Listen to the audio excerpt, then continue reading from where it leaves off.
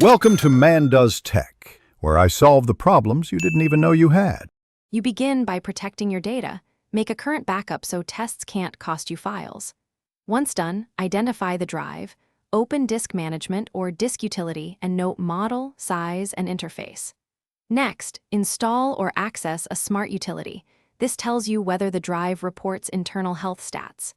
Make sure the drive is not heavily used during scans, because activity skews results and lengthens testing. Now run a quick smart read to get baseline values and flags.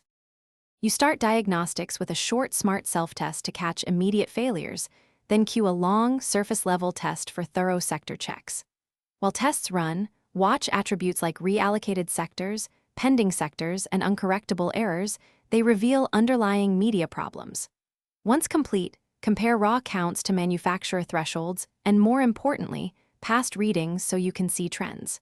If values are rising or tests timeout, the drive is degrading, even if it still works now. You wrap up by using diagnostics to make a decision. If Smart reports failure or sectors keep accumulating, replace the drive immediately and restore your backup. If errors are file system related, run chkdsk or fsck to attempt repairs, but make sure hardware tests are clean first. If results are ambiguous, troubleshoot common causes.